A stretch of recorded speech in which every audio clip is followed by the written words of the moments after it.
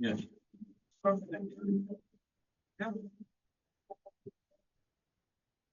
Yeah.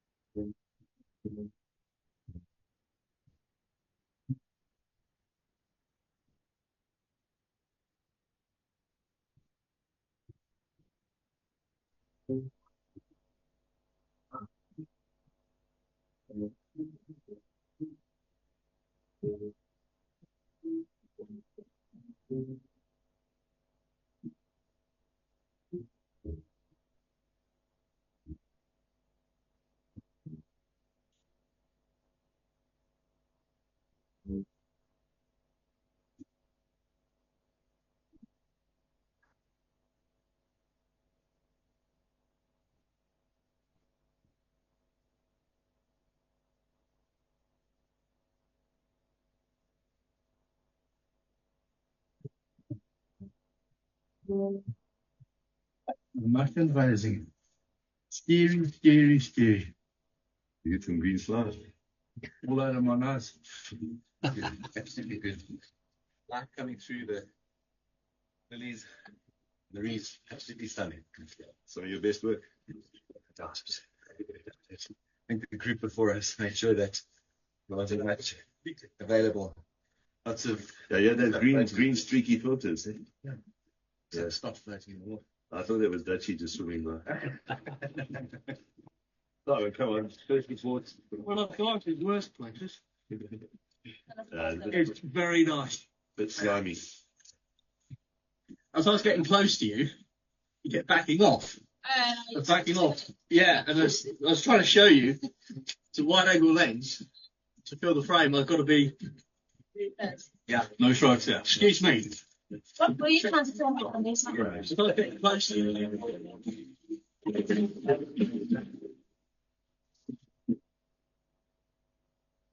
Okay, that's just kind of an idea of what our underwater world is like. That is a place called Marikooog up out near Derby, Castaway.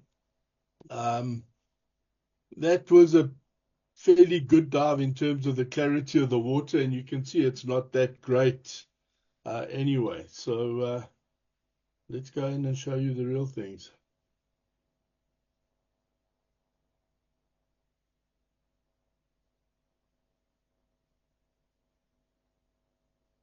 Right, are we all there? Can you see? Hello? Hello? Yes, we are. No, not yet. No, we don't see anything. Okay. No. Let's start. Oh, that's not good. Zoom.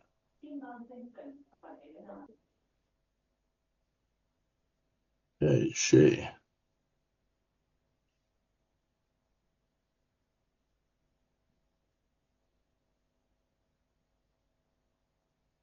Right, let's try that again.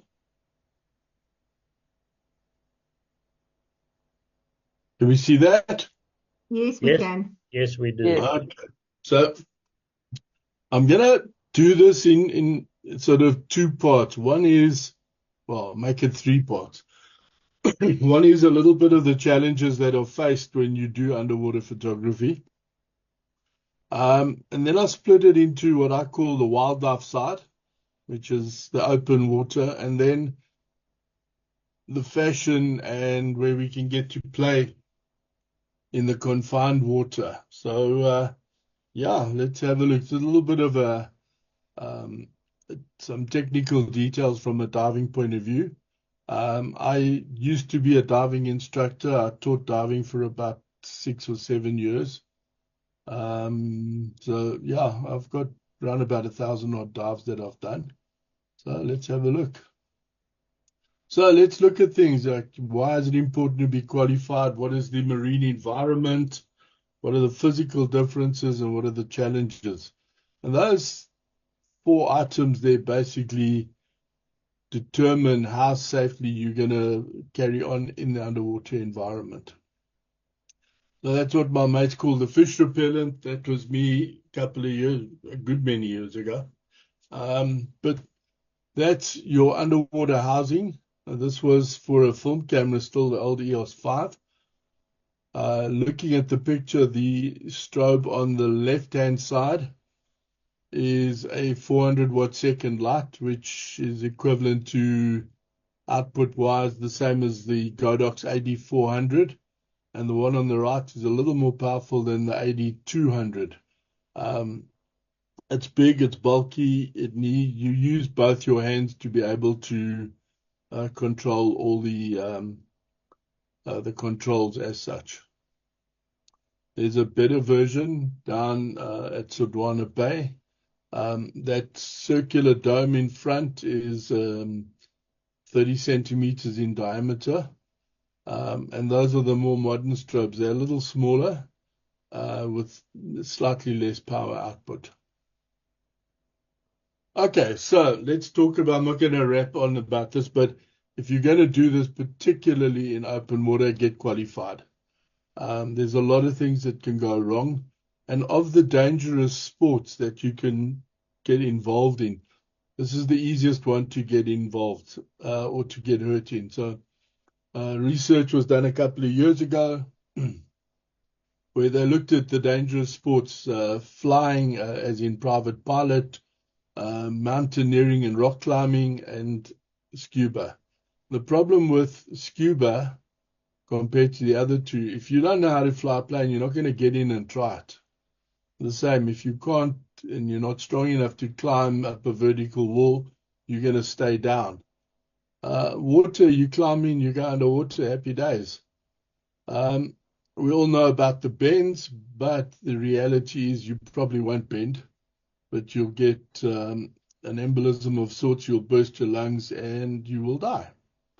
On that happy note, let's look at the differences, and I'm going to equate this into a number of things. Water versus air. Water is 800 times more dense. It absorbs heat 25 times quicker than air. So let's put that. Why is that important? If you were sitting outside in a sunny day in 25 degrees air temperature, you would sit there quite comfortably all day. Put yourself into 25 degrees water, and within about 30 minutes, your body has given a lot of heat back to the water, and practically you are potentially heading down towards some form of hypothermia. Make it worse, you're diving with a model, they all weigh 25 kilos and have no meat on them.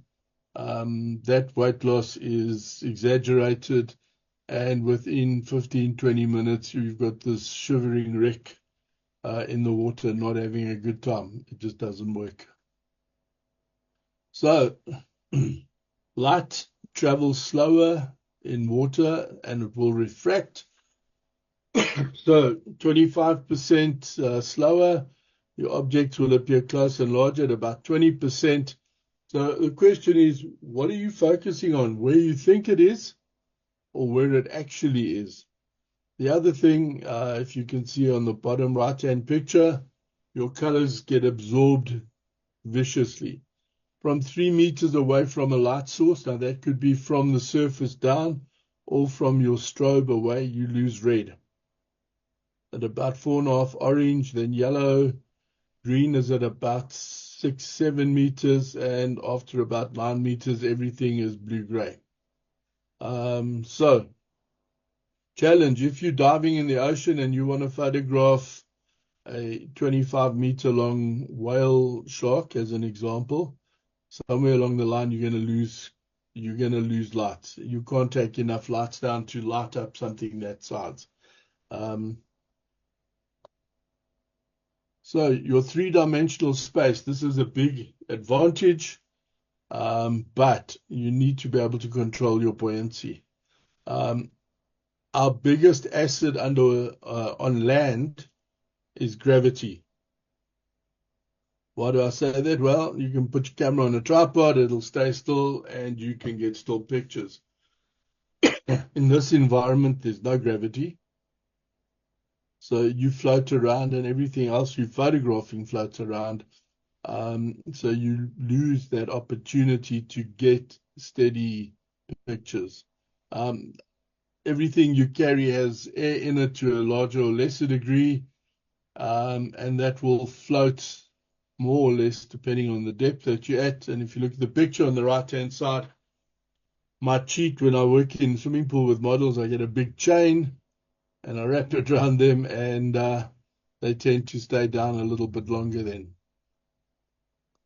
Okay, so other things that you need to be able to do if you're diving open water, someone to dive with, you've got to look at the dive tables, determine how long you and how deep you can dive. How do you keep warm? How mobile are you, particularly in currents and surge? What's the visibility like? Your basic equipment. And then comes the nasty stuff. How do you communicate? Once you're underwater, let's take a simple thing like with a swimming pool. We're shooting a model. She goes down and does something. How do you tell her to do that again when you're both underwater? You can come up and say, oh, yeah, that thing you just did there, and she doesn't understand. She can't relate. So those are the simple challenges that you get when you're playing in this environment. This year, prepare your crew. I'm not going to go into that. They all have O-rings. They all need to be greased. You need to prepare properly. Look at your dive sites. You're going to have boats running around. In this case, windsurfers and, yeah, people just swimming. What are types of cameras? You've got your housed SLRs. Bigger, that was the picture that I showed in the beginning. Those housings are made for each camera type and each lens that you may put in there. Your limitation generally, the longest you would get away with is a 24-105. You're not going to put a 70-200 in. So for me at the moment, my go-to lenses, 14-35, a 50mm macro, 100mm macro, and potentially a 14-35. That's it. Compact cameras are easier. They're smaller. They're very maneuverable. They're lightweight, but you have very limited control over the cameras and virtually no external light. So one plays off against the other. Right, let's have a look at it. So, golden hour. Normal, go do landscape stuff. Golden hour is just after your blue hour, and that's somewhere around, depending on the season, from 5:30 till about 9, and from about 4 till about 6, 7. Diving is a brilliant golden hour, midday. You can get up late to have breakfast, and you want the sun as high above you in the sky to get maximum light penetration. In the open water environment, know your subjects, know what they do, how they behave. In confined water, we talk about how do you communicate with your model, what your visibility is like, and all the other things that will come up. There's no real way of doing light metering with an external light meter or grey card, so you have other challenges. Right, let's go. Right, so the first thing we do is our exposure. If you look at the picture here, my exposure is somewhere for the middle into basically blue water. I expose for that, and then I use flash to fill in on the person. So I'm getting a nicely exposed blue background and flash to fill in the details. Working with people, if you can't touch it, you can't shoot it. And that's mainly because of the strength of the strobes and your ability to light up everything. And also underwater, in deeper water, you use the sun as a feature. So maybe silhouettes that you partially fill in, or just as a spot in the image as a focal point. Who doesn't know the golden triangle for flash? Shall I skip this, or do you want me to run through? I don't. It's the first time I see it, but please, Mark, carry on. Okay, so Please carry on. all right, so right, let's quick technical thing. Guard numbers. Guard numbers is a measure of the flash's output, much like kilowatts or horsepower in a car in terms of the engine. So the bigger the guard number, the more powerful the flash. When we go underwater, we basically halve that guard number. So give you an idea, a Canon EX580 Mark II has a guard number of 58 at f1. Underwater, that would mean somewhere around 23, 25. What does that mean? So if you are at 58 on land in clear air, if you have a lens with f1 and you're on full power at a guard number of 58, you would perfectly expose that image at 58 meters. If you were underwater under the same conditions, you would now be looking at about 20 odd meters. And that's measured from the strobe to the subject. And if I divide the strobe strobe power by the distance, that number will give me the f-stop. So very quick, simple. A guard number of 40. This applies above or below. These are simple numbers. The distance from the strobe to the subject is 5 meters. Your correct exposure would come at f8. It doesn't really matter what your shutter speed is. Shutter speed is just going to let in ambient light. Okay. Right, let's start with the real. These are images taken in Sodwana Bay. I've got the boat silhouetted. The girl diving with me there was Alcandi. She was one of our dive masters. And she was snorkeling down to me at 25 meters. And using a wide angle lens, I was able to capture her in the boat and the light rays coming through. Same dive, just a different way. Again, using the sunspot as a focal point. So for what it's worth, that image there got the front cover of the old SA Photo magazine. Chris Riley was the judge, was one of the judges in a photo competition. Right, sharks. Everybody thinks I'm going to get bitten, and with my luck, this is what's going to happen, and that's all bull. This is a ragged tooth shark. I shot this with a 15mm fisheye lens. He was about maybe 2 meters away from me.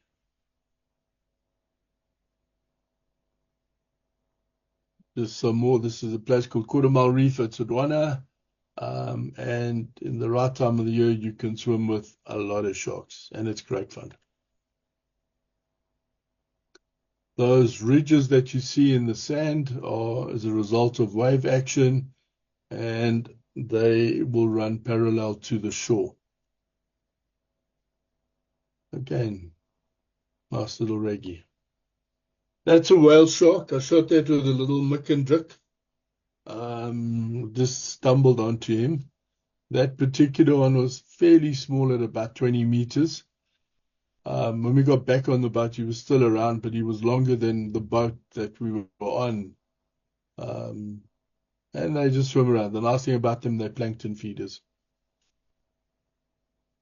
You get these coral and reef growths out in the ocean. Yeah, we found a sort of pothole. And there you can see people coming in. Now, interestingly enough, notice most of the people's legs are bent up. That's again, you've got no gravity. You're wearing some form of plastic, for want of a word, your fins that you propel yourself with. they're lighter, and your feet just naturally tend to go into an upright position like that. Getting close, the lady diving there is actually shooting video, and you always get bubbles in the image. Stingray, this is the one that Steve Irwin got, or the type that Steve Irwin got killed with, for those of you who follow the crocodile hunter. But the trick is to be able to get your buoyancy neutral so you can float like the guy coming up to the lens. Turtles, lovely things. You can't hold on to them. If you find them sleeping and you wake them up, you will ultimately kill them with a heart attack. And their bite force is greater than that of a great white shark. Look at them, leave them alone. Again, just good natural posture. Your arms hanging below, and you're holding onto your housing, and your housing is also tied to yourself.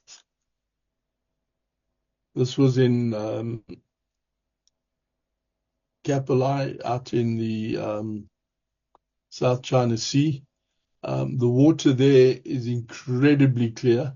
The diver in the background there is about 20, 25 meters away. And the place is littered with turtles. Okay, what are we looking at here? Any ideas? It looked to me like stars. No? It's a fish mouth.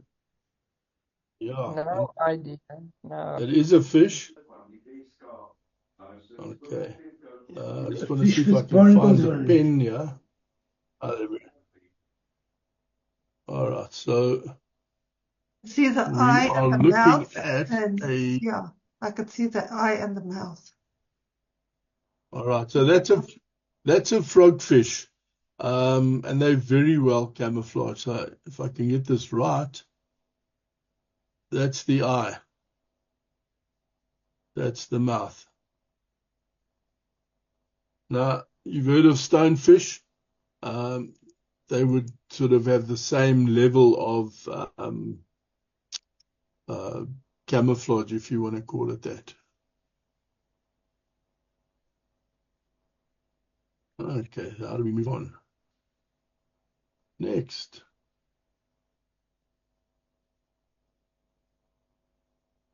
Oh, that's a bit better. Okay, next slide, please.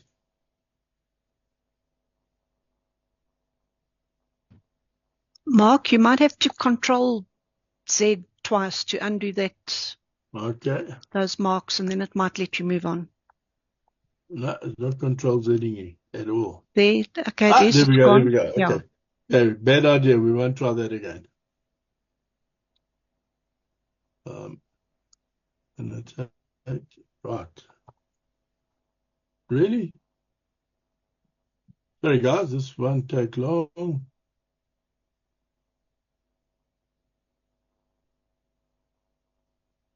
Okay, there we go. There's just a different version from the other side. You can see the eye and the mouth there a little more clearly.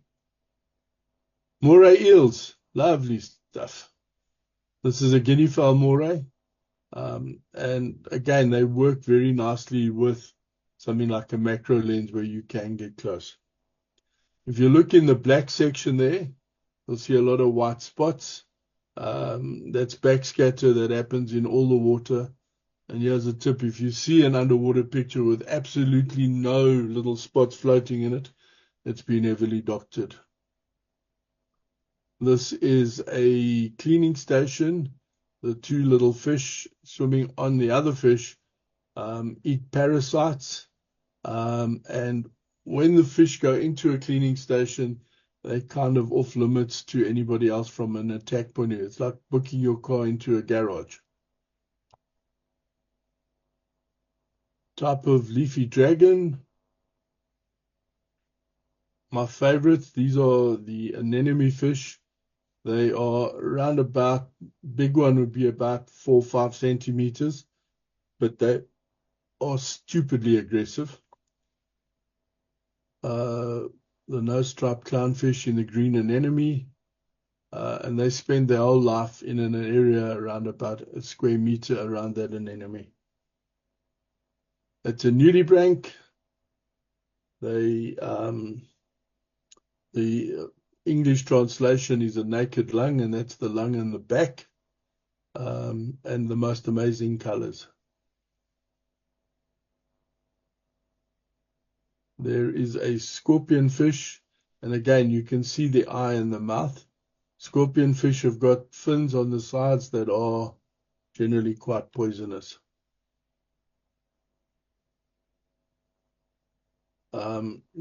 Underwater macro is the easiest of the disciplines. 100 ISO, f16, f22, maximum shutter speed, and bang you go, and yet you still get a fairly shallow depth of field. This is a long-nosed hawkfish. You find them at about 35, 40 meters underwater. More clownfish. Love the way they hide, and you just sort of peekaboo and poke out.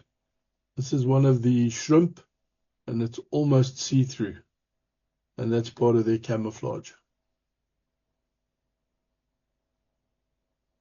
That's a whip goby on a piece of whip coral. That thing is about maybe 2.5 centimeters long. Grouper or marbled potato bass. That's a powder blue surgeon, and on the base of the fin, there is they call it a scalpel. It's like a very sharp thing that it comes out, and it uses that to defend territory or defend itself. It'll give you a nasty shock. Kingfish. Just a general reef scene.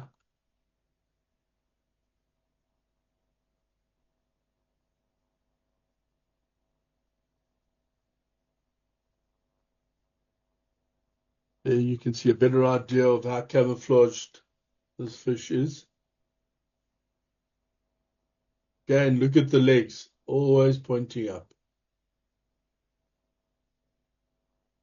This was taken in the Red Sea on some of the wrecks there. My preference is wreck diving. It's just something I've fallen in love with. But the wrecks provide a natural home for the fish, and they go down in their millions and school. There's your venomous lionfish. Not those fins on the side also have a very lethal dose of poison in them. That's how they hunt. Basically stab a fish with that and they will die fairly quickly. They don't have the opportunity to chase.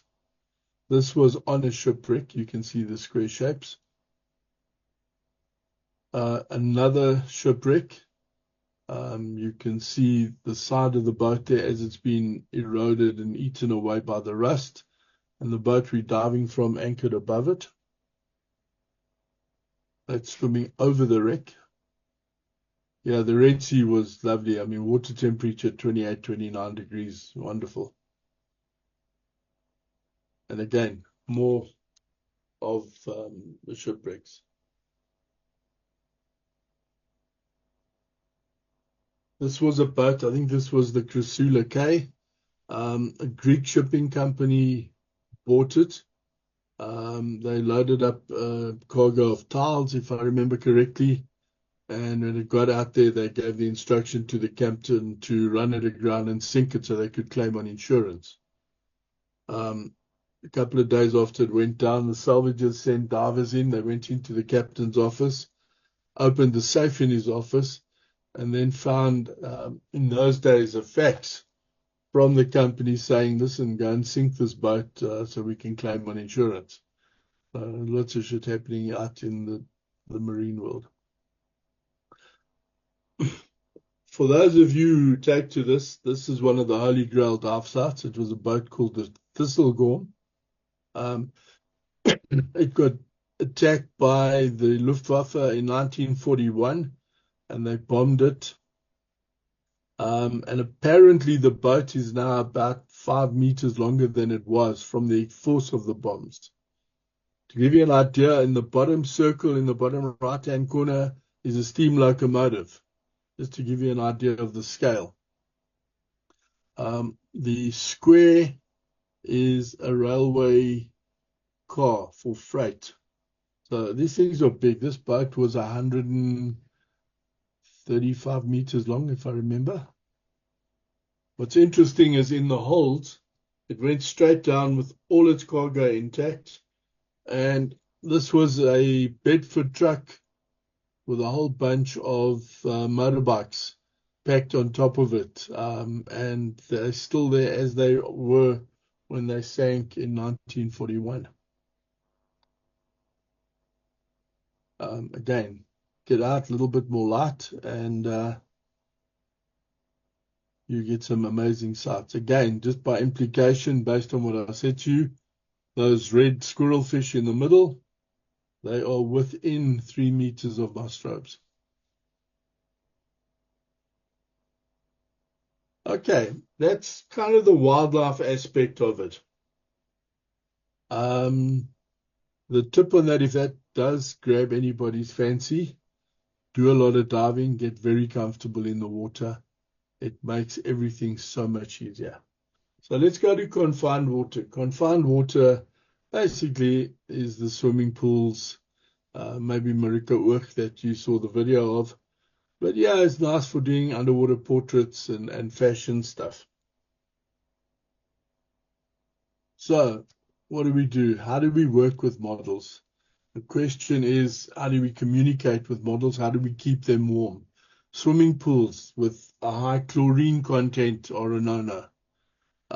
Yeah, you don't want buoyancy because you're in hopefully a 3 meter deep swimming pool.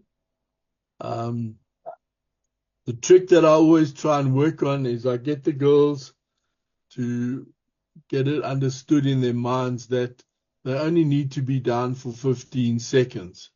Which doesn't sound like a long time. More often than not, they don't.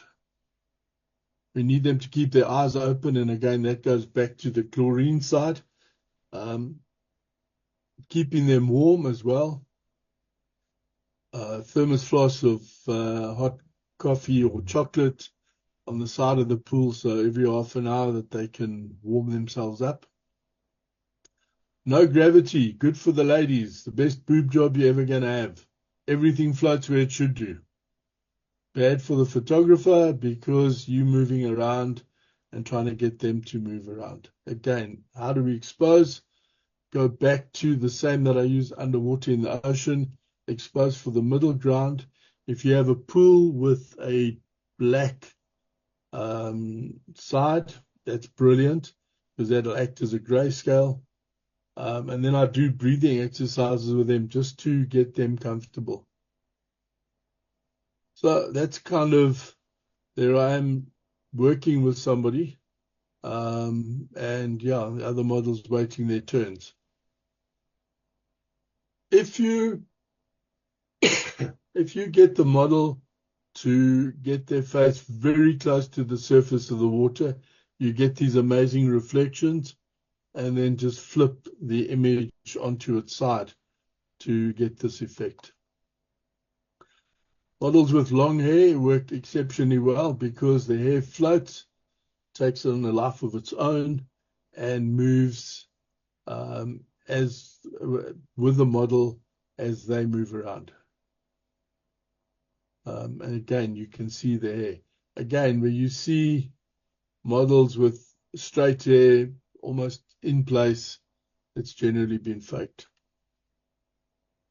Again, getting close to the surface, you're picking up the surface acting as a reflection, and you get some amazing and some interesting reflections on the top.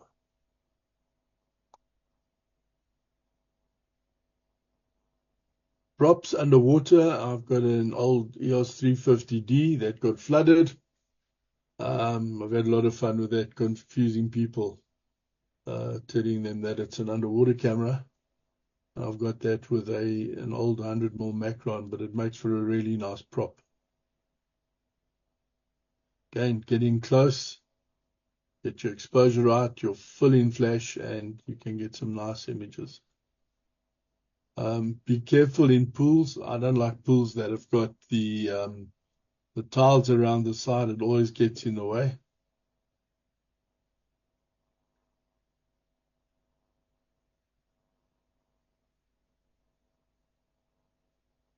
I use a lot of fabric underwater. I go and get some organza. It's dirt cheap and the colors are amazing. And you can use it as a background, or you can wrap it around them, bring the sunlight through it. It just makes for some interesting compositions.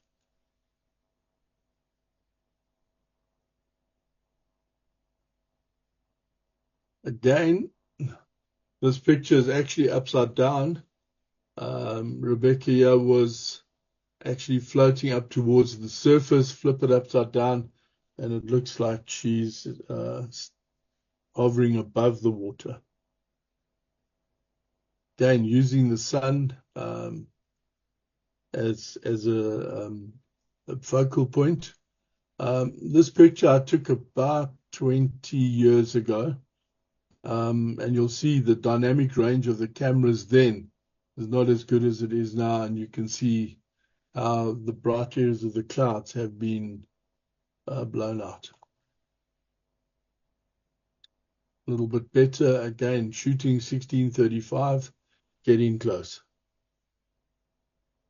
The reflection again.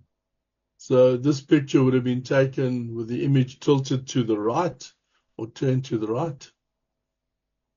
Same on this one. And this one.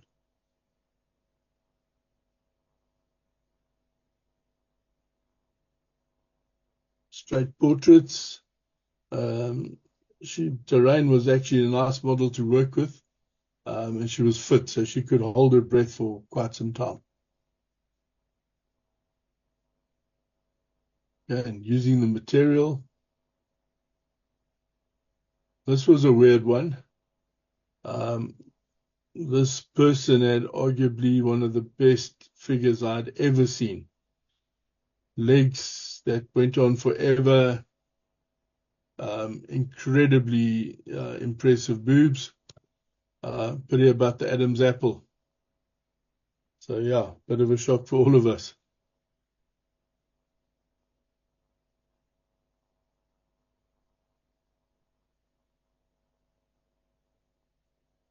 We've seen that one. Yeah, if you time it right, no pool is 100% clear. That little bit of dirt in the water as such does work nicely to show the light rays off.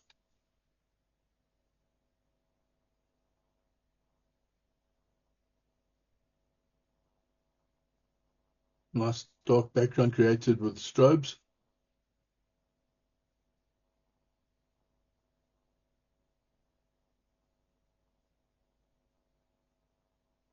Again, kneeling on the water or floating in that position up to the surface.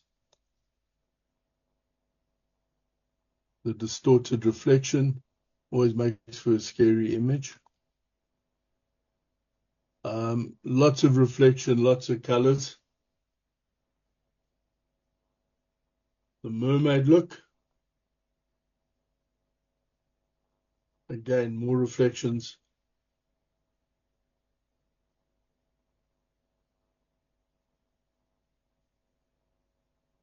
And that there is almost at the surface. You can see almost the top of her forehead breaking the water.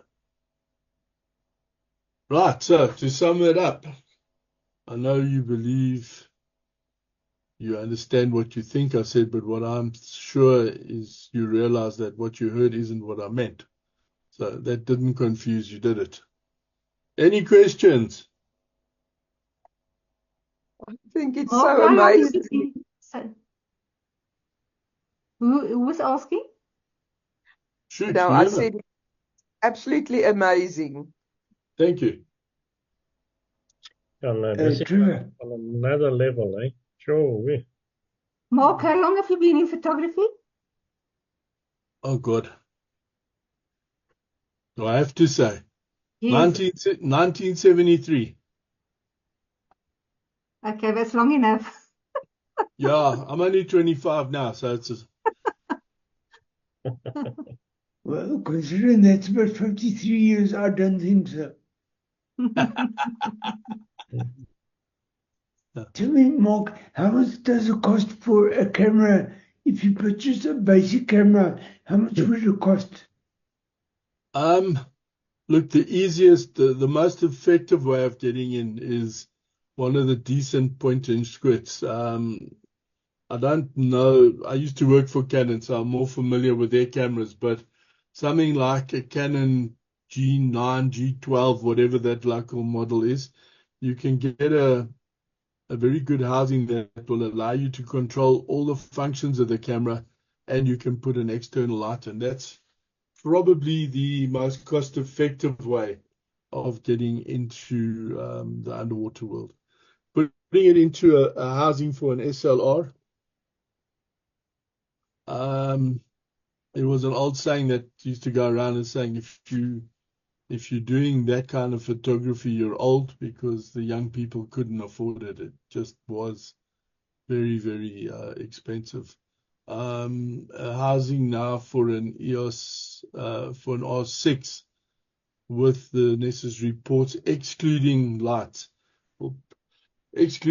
camera and lenses, will set you probably in the region of about 75,000. Oh, is that all? That's fantastic. Yeah. How many would you like? And if you believe that, you believe anything.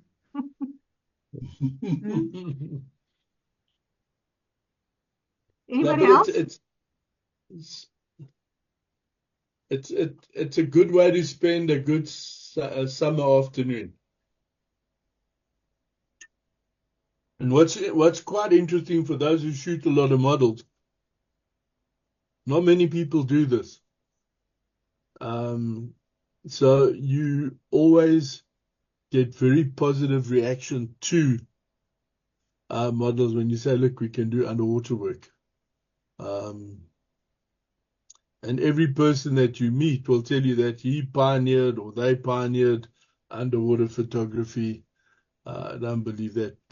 That's also BS. Sure, No, thank you very much, Mark. Let's move on. We've got cell phone photos to judge.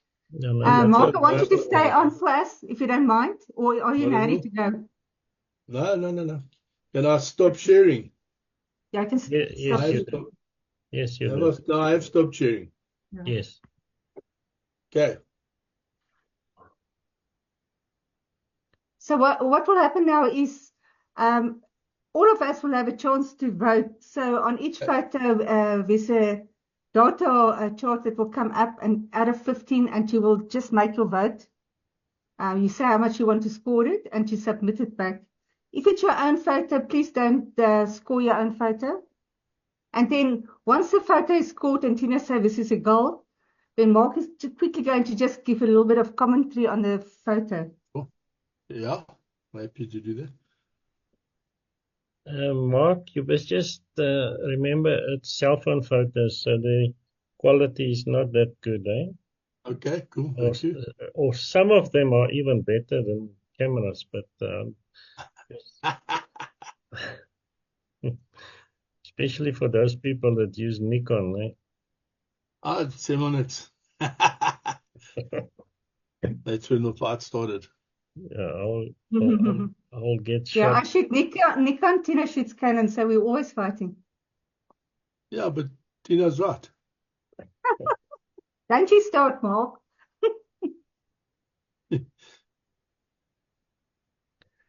Okay, I think you can see that image, can you? Yeah. Okay, there's a little score sheet that comes up between 8 and 15. Obviously, 15 is excellent. Yeah. I can't see who scored what. I can just see how many people have scored. Then I've got a little Excel spreadsheet where I need some time just to type in the scores and work out the average. But while he Must does I, that, then you put your commentary. must I score as well? Yes, Yes, please. please. All the people that's on board can score, Yeah, please. all the visitors, please score.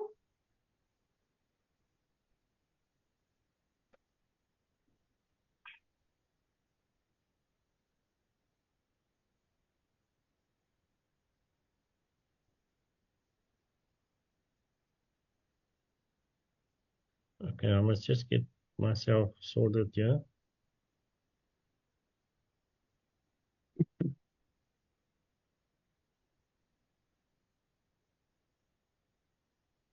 But I think you can start talking, Mark. It's fine.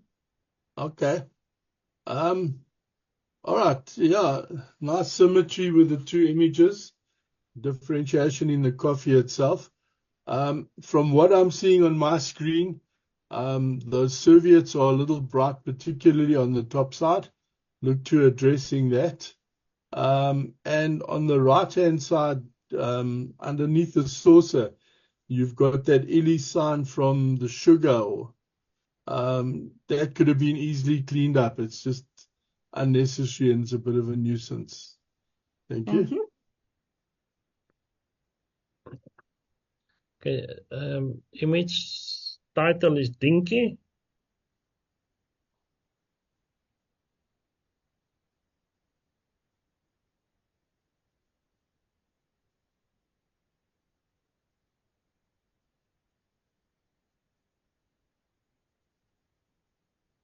Okay, Mark, you can carry on. All right. Yeah. Lovely portrait of Dinky. Again, from what I'm seeing on my screen, it's a little bright. Take your shadows and take your exposure down, maybe half a stop, and I think you'll have a very, very good image. It's sharp from the eye's point of view. The nose is acceptably in focus, and that black background makes it stand out very nicely. Thank you. That's 11 for Sari. Protea.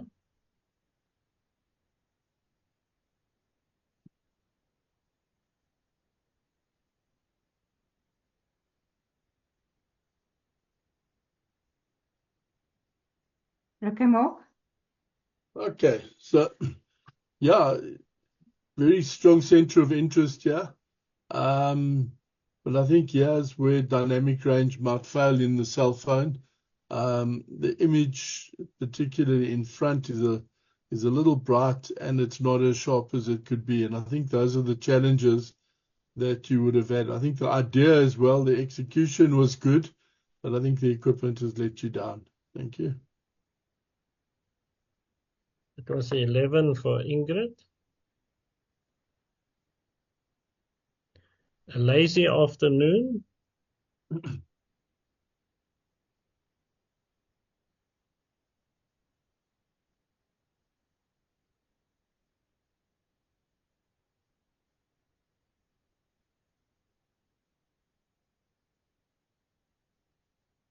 Okay, Mark.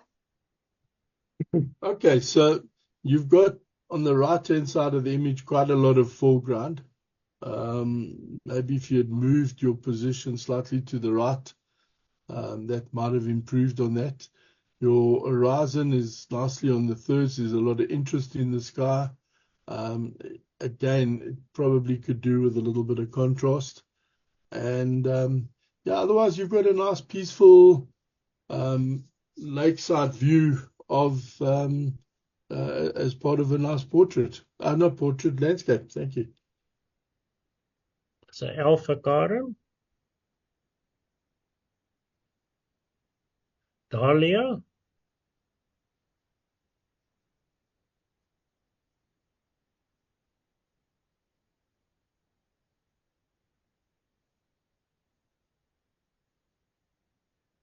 Okay, Mark. Okay. Background is nice. It's complementary to the image, but there's quite a bit of noise from what I can see. The focus is good. but it lacks a little bit of saturation. So maybe push the contrast a bit, which will strengthen those colors for you. Thank you.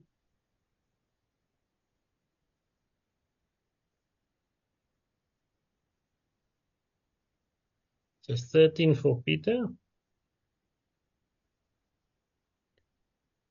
Samsung lights.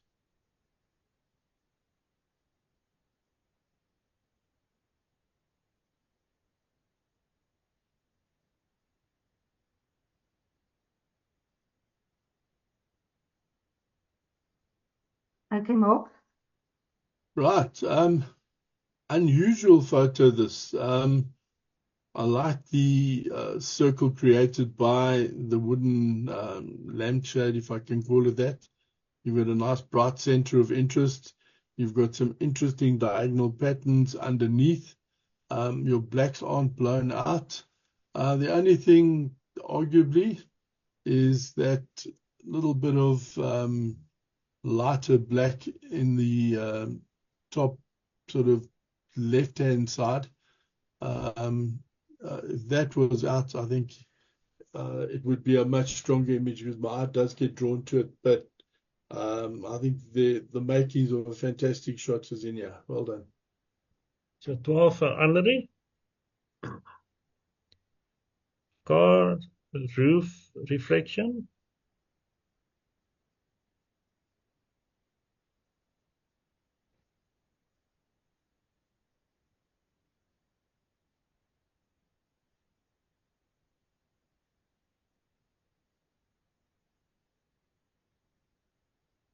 Okay, Mark. Okay. Yeah, urban landscape done very nicely. I think the focus is arguably not as sharp as it could be, but that's a factor of the cell phone. It is what it is. The light and the reflection of them, I think, has been well handled. There's a nice leading line straight into the image, and my eye settles on, it looks like a guy on his phone in the middle there. Yeah, nicely done. Thank you. So 11 for Ger. White rose. Witte roos.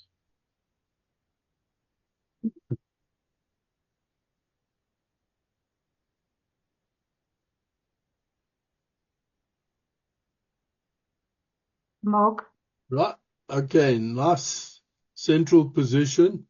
I would recommend to the author maybe to look at a square crop, which would get rid of the unnecessary section on the top, and look at your bright areas, your highlights and your whites. Bring them down a little bit. You've lost some detail in the brighter areas, and I think you'll recover that, and it'll be a nice, stronger image. Thank you. Thank you. So 10 for Amanda.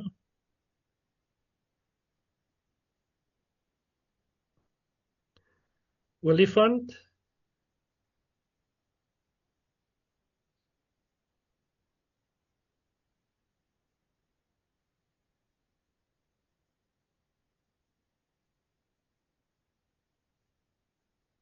Okay. There are some challenges in this image. There's a halo running all the way around the elephant itself, which probably comes from post-processing. There's also a lot of pixelation in the sky.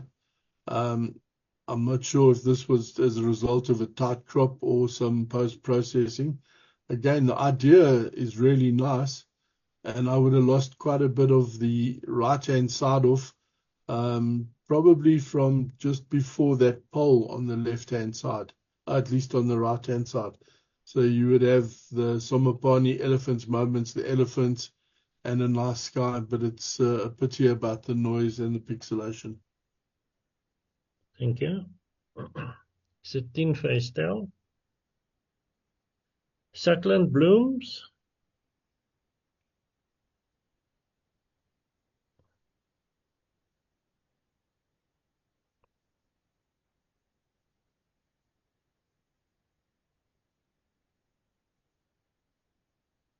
Mark? Yeah, very busy image, this one. I think your efforts would have been better rewarded if you had a darker plain background. You've got that white section running through slightly diagonally on the image. But again, it's quite flat. It needs some contrast to really bring out the image. It's 11 for Lucia. Mango Farm.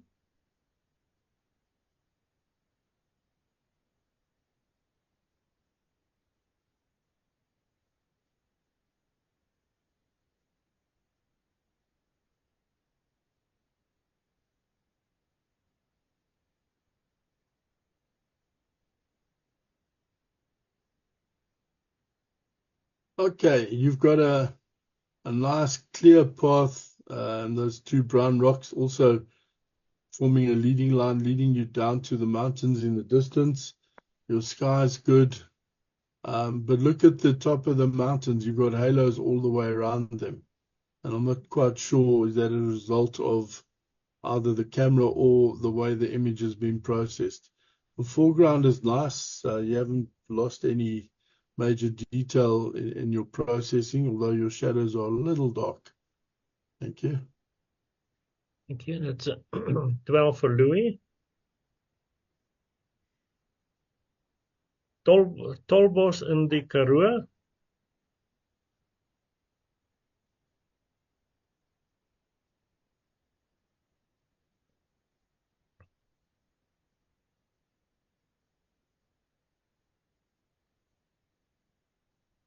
Mark? Yeah, just looking. Okay, so you've got tumbleweeds in a nice long straight road. It's a nice leading line that takes you into the picture. Your sky is a bit bland. And again, I think, yeah, this is a good argument for more contrast and arguably a little less exposure. But it does show the desolation of the Karoo. I keep wondering if a 3x2 portrait crop might have served this image better. Thank you. Thank you. So 12 for Potty. Houtbaai.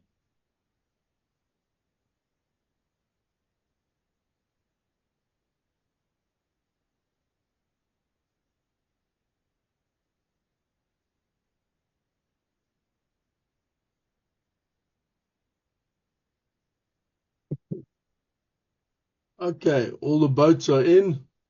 You've got a nice passage of water surrounded by the boats that leads your eye in and around the corner. I'm still seeing halos on the mountain. I'm just wondering if that's just not an aspect of the cell phone itself. Your exposure's good, your sky's interesting. Yeah, I think you've done well.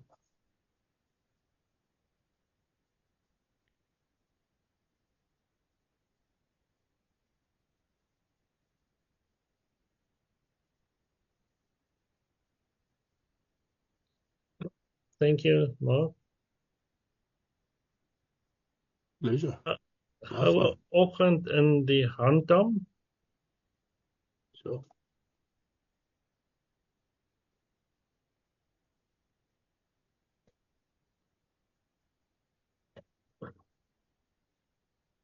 Yeah, this is a pleasant Karoo type landscape.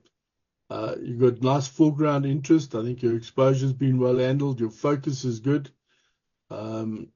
Your receding colors are getting lighter, which is interesting. The sky is very interesting. Lots of textures and colors coming through. Your shadows are not crushed. Yeah, this is a nice image. Well done.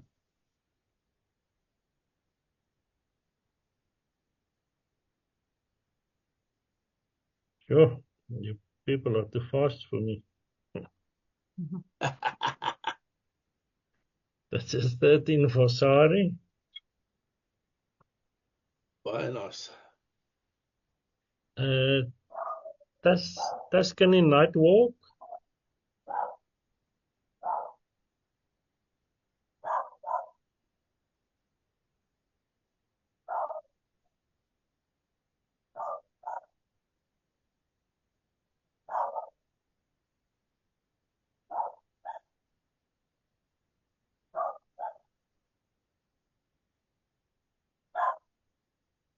Mark, we can't hear you.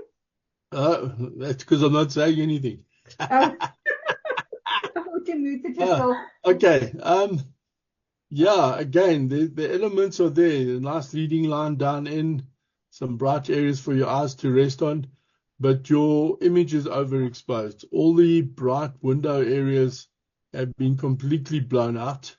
The sky around that street light is showing a little bit of pixelation. And your white balance, yeah, very, very warm.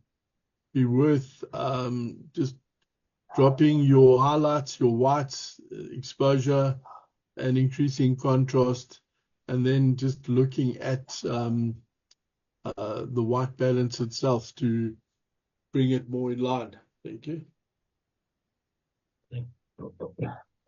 Lenteblom.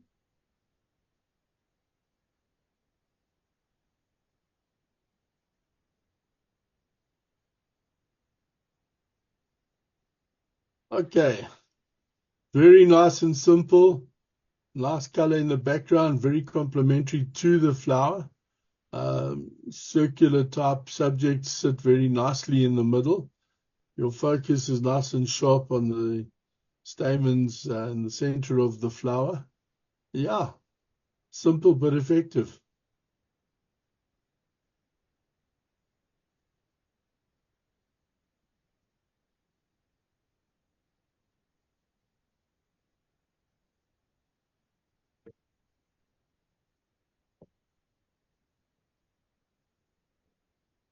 It's a 12 for Peter. Flowers.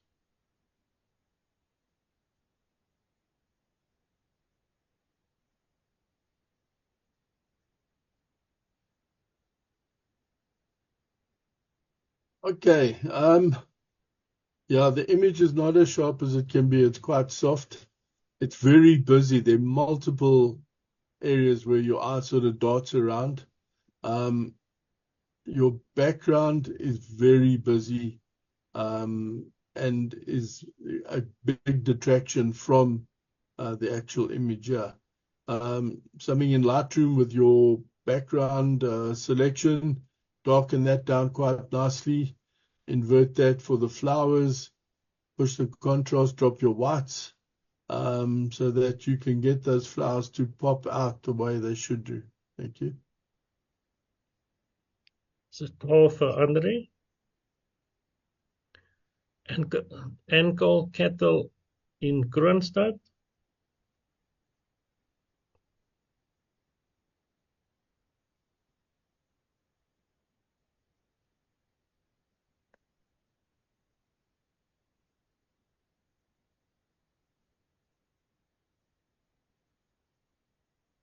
Okay, so you've put a filter over or texture over it. It looks like something like canvas or burlap. And unfortunately, that has given the illusion that the image is softer than it probably is. Again, I think the filter that you put over has affected the image, particularly from a contrast and an exposure point of view. The compositional principles that you've applied, I think, work very well. Where you've got nice foreground interest, you've got the trees in the background.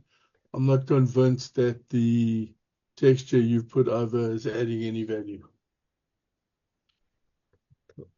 Thank you. It's Alpha Karen. Rooi en wit.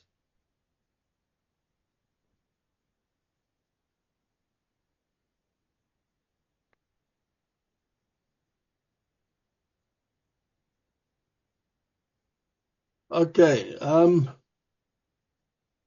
that little flower bud in the bottom there, I would have taken that out. You could have easily done some gardening there. The leaves underneath the actual flower are very dark. I can see silhouettes because of that red flower. That stem going out the back of the image and on the right-hand side of the image also is quite distracting. Yeah, overall, it's not as sharp as it could be. Thank you. Thank you. So Alpha Amanda, Bastian,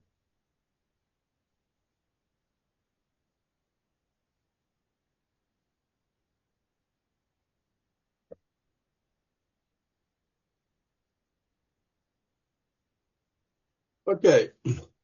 The image is sadly not as sharp as it could be. You've got the front left-hand paw creeping out of the image, the ears, the top of them have been amputated. Is it a major issue? No, not really, but I think it would have been better if they were in. And then you've got that design on whatever that blue background is, which is quite distracting. Thank you. thank you. It's the 10 for Estelle. Pretty in pink.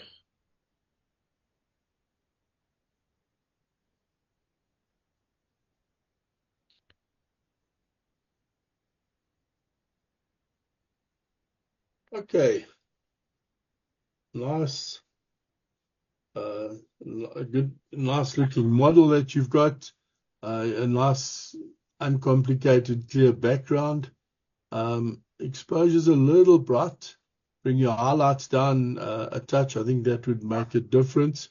And again, there's always a problem with what do you do with the hands. The hands are large. If you look at it, the hands generally are the size of the face. So there is a fair bit of competition between the hands and the lady's face. But maybe if you darken the hands down a little bit, it would help. Thank you. Blyde Rivier Canyon.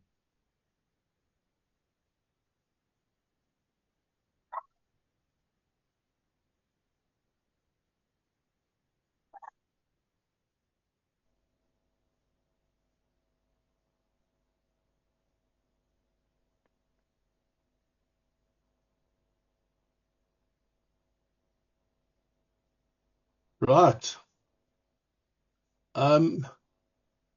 You've got a fair amount of noise in the sky. And I think your foreground is far too long. Maybe consider dropping it just below where the trees are on the right-hand side. And also look in the upper right-hand corner. You've got that little dark blue triangle creeping in. It's easily sorted out. Thank you. Thank you. 12 for Louis. Sundine Blommetjie.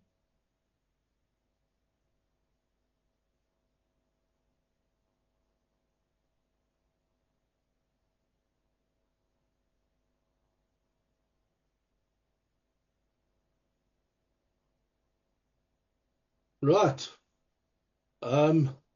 Such a pity you've got those stems creeping in the upper left-hand corner. And there's far too much information and dead space on the right-hand side. Suggestion, try looking at dropping that into a portrait mode so you lose most of the negative space on the right-hand side, and see if the rules allow you to convert or remove those flowers in the upper left-hand side. I think otherwise you've got a really nice story here. Thank you, Mark. Yes, what we allow our members to do, it's a cell phone image which they can process in any software which they like, and it's open to Okay. anything.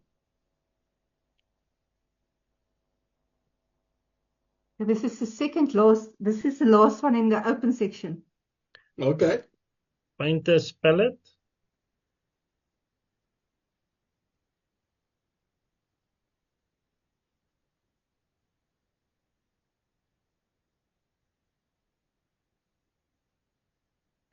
Right.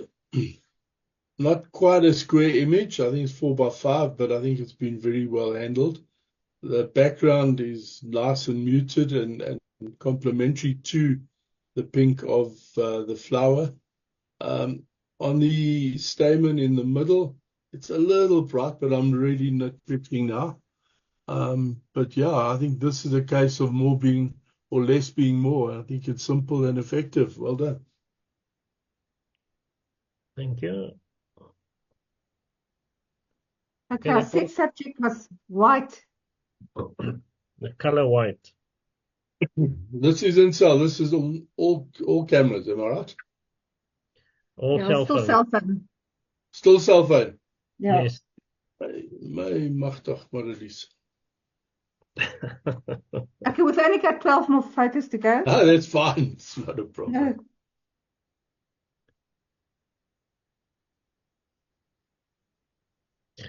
Don't give up.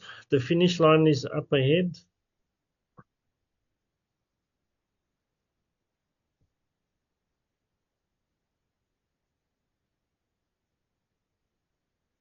Okay, the story really comes in on the title.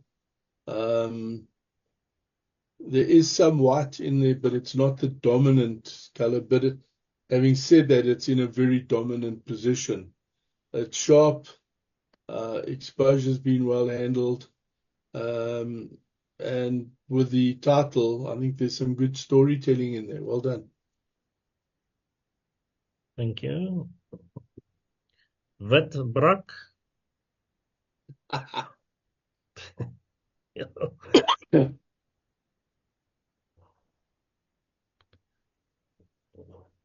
That's a very nice brak. Yeah, nice background. Nothing has been blown. Focus is good. This is a really good image. Well done.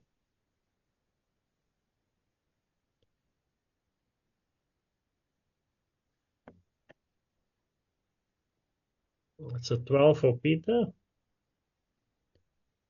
Wit streep na die wit wolke.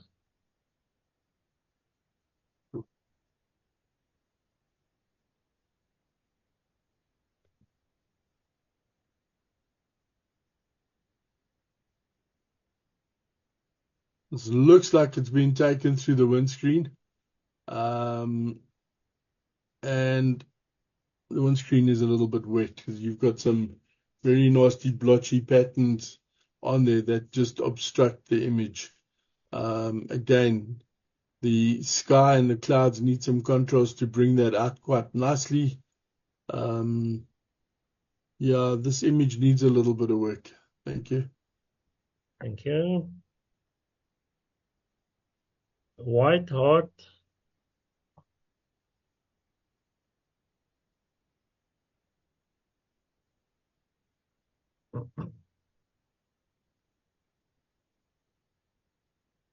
Yeah, less is more.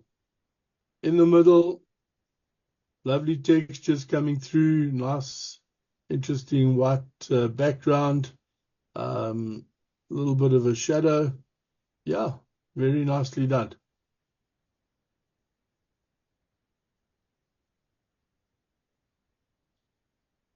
What happened here?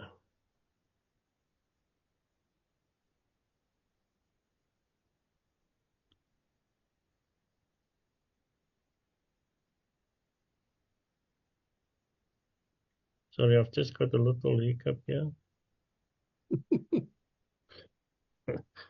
There's the eyes. The eyes can't see properly. It's a 12 for Henri. Wit in stil lewe.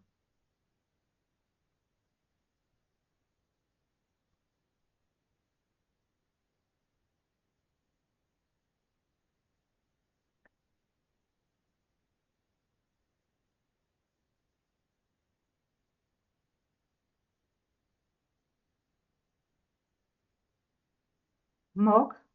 Yeah, no, I'm just biting. Oh. Yeah, again, exposure's good, nice natural wooden background, those leaves on the table, I think, have worked very nicely.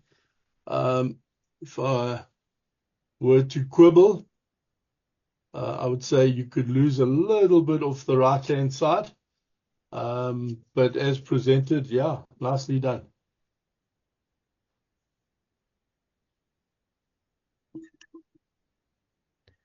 White with a hint of purple.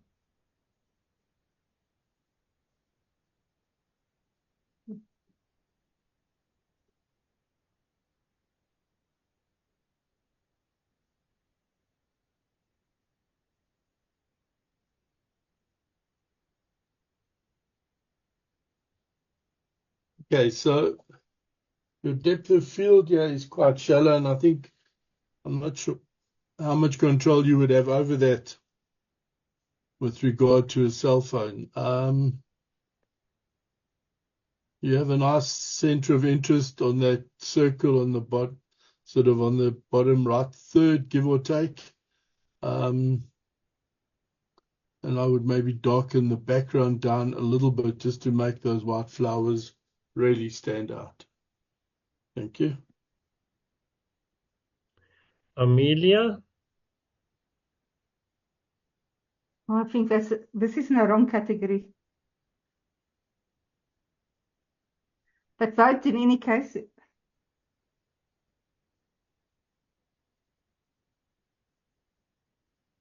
You don't have to comment on this one more. Just pause Okay. here.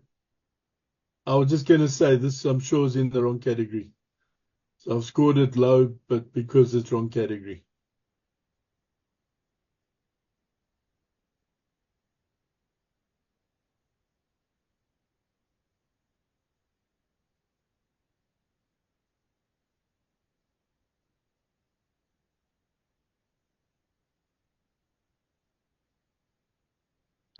Fungal forest in white.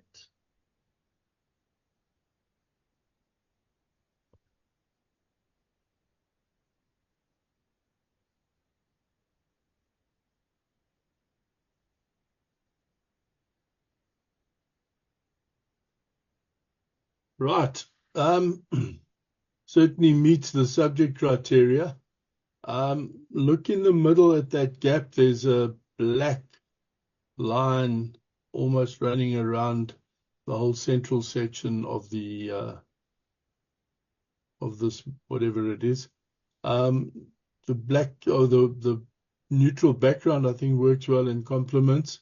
It's a very high key effect, but you've got some nasty dark outlines around parts of the image. 12 for Lucia. Witveld blomme.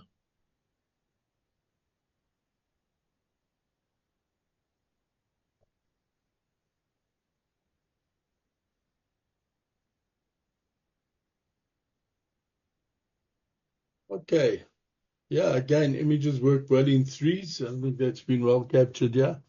Background is nice and neutral, adding to the overall theme. The leaves themselves are, I think, white enough to be able to stand in the theme. But again, I would separate the three flowers from the background, give it a little bit more contrast, and make it pop more than it has. Thank you. Is it 10 for Nick?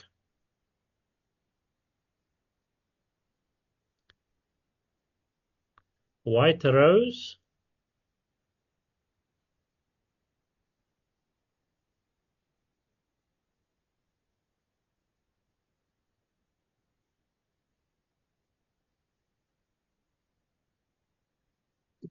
Yeah,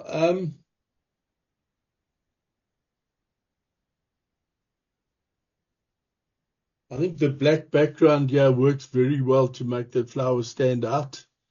I would suggest maybe the author considers next time bringing in a reflector on the upper right-hand corner just to soften those shadows, because your lighting seems to come all from the bottom left-hand corner. A little bit of some fill from a reflector, I think, would strengthen that. But yeah, it's a clever idea and it was well executed. So L for Louis. Varkoor.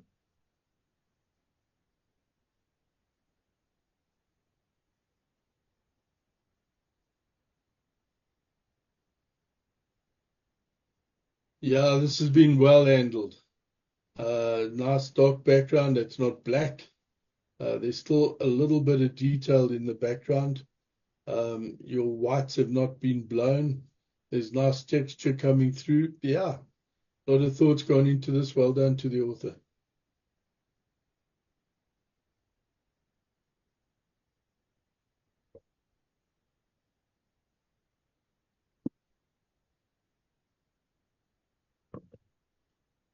The last image of the day. Wit blom.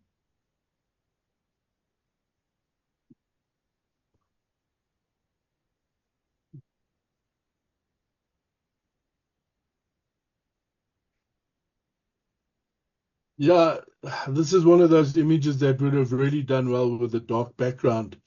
You've got all those bright green areas showing some specular highlights that do detract from that. The value in this image is you've got that nice bee in the middle, but it's sort of under stress from the background. There are competing viewpoints here in this image. It's just such a pity because I think that would have worked very, very nicely. Thank you. Thank you. So that was our last image. Let me just do some saving here. We're going to just choose the winners.